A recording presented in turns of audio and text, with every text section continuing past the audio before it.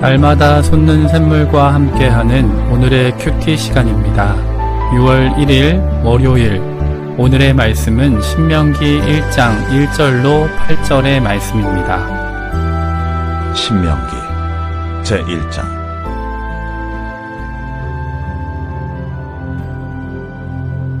이는 모세가 요단 저쪽 숲 맞은편의 하라바 광야 곧 바란과 도벨과 라반과 하세롯과 디사압 사이에서 이스라엘 무리에게 선포한 말씀입니다. 호렙산에서 세일산을 지나 가데스 바네아까지 10하룻길이었더라.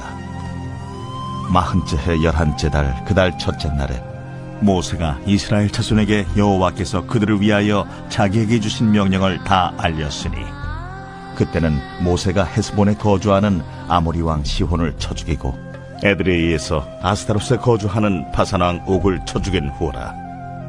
모세가 요단 저쪽 모압 땅에서 이 율법을 설명하기 시작하였더라. 일러스되,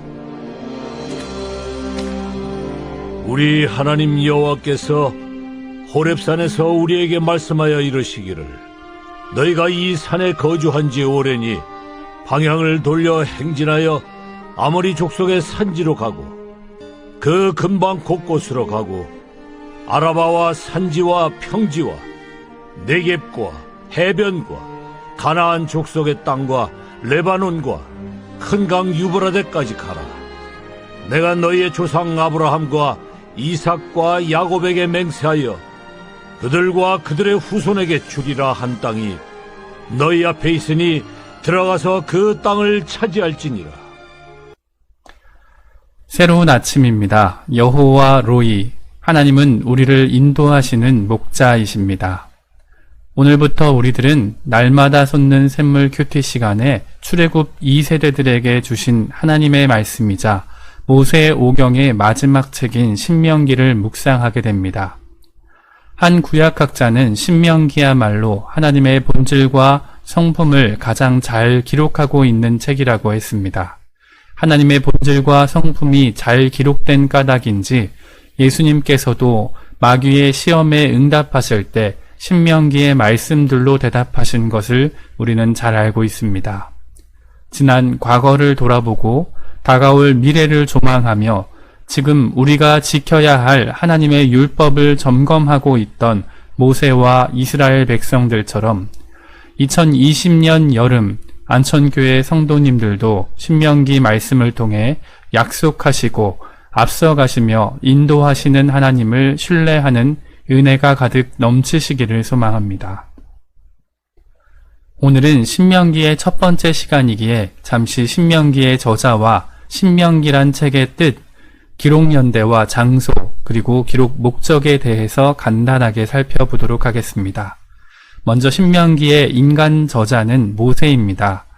물론 신명기 34장을 보면 모세가 모압 땅에서 죽어 장사되고 그가 묻힌 곳을 아는 자가 없다는 이야기가 기록되었기에 과연 모세 혼자서 신명기 기록을 마무리할 수 있었을까에 대해서는 의문이 있을 수 있습니다.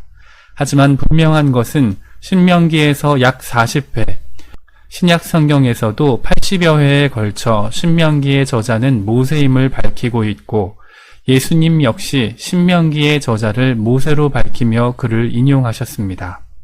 분명한 것은 신명기 전체가 세 편으로 구성된 모세의 설교와 모세의 노래, 모세의 축복, 그리고 모세의 죽음으로 마무리된다는 사실입니다. 신명기라는 말은 히브리어로 엘레 하드바림, 즉 이것이 말씀들이다 라는 뜻을 가집니다. 신명기는 제목부터 이것이 하나님의 분명한 말씀이라는 것을 선언한 신학적인 책이라는 것입니다. 이는 많은 구약학자들의 공통된 주장이기도 합니다. 그런데 이를 헬라어로 번역한 70인형 성경에서는 듀테로노미온이라고 하며 그 뜻이 율법의 반복 혹은 제2의 율법이라고 번역되었습니다.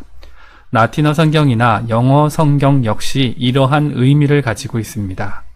한자어로서 신명기는 계명을 밝히 설명하는 책이란 뜻으로 해석되기도 합니다. 신명기 1장 3절을 보면 신명기는 출애굽한 지 40년 11월 1일에 시작된 모세의 설교임을 알 수 있습니다. 즉 이스라엘 백성들이 40여 년간 광야 생활을 마치고 모세가 느보산에서 죽기 직전인 BC 1406년경에 기록된 말씀이란 것입니다.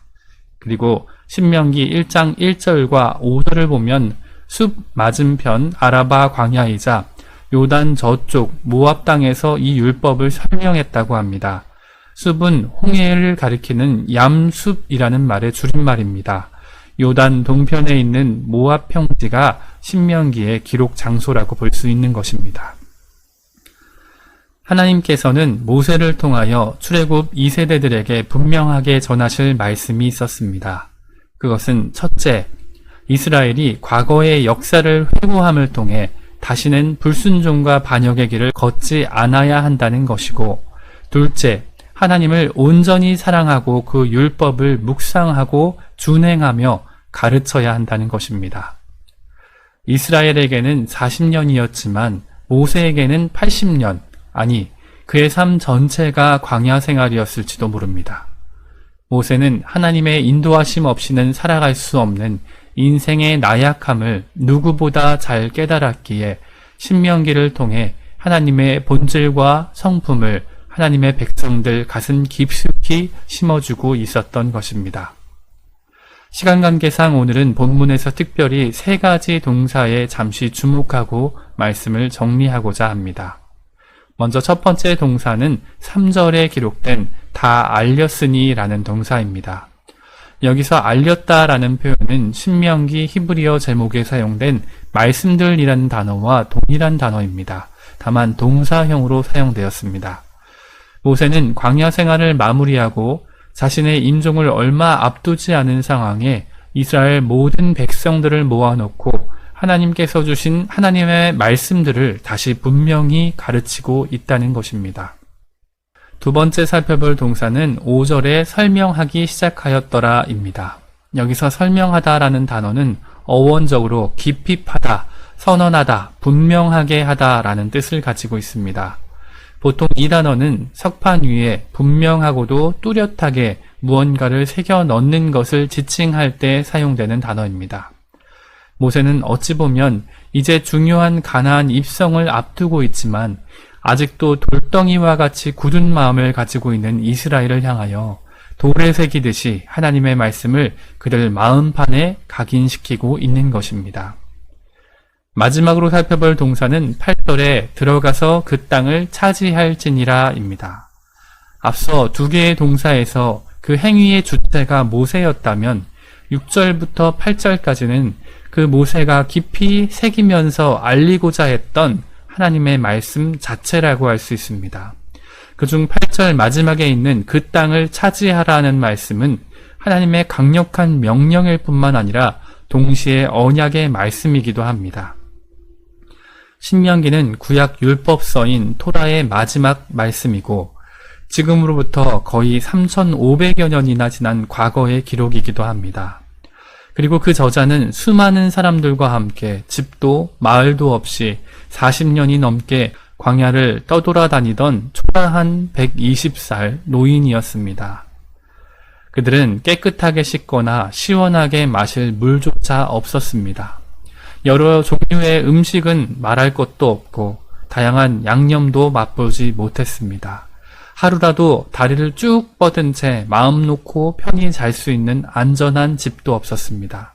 그들은 매일같이 모래바람을 마셔야 했고 뜨거운 태양과 차가운 바람에 시달려야만 했습니다.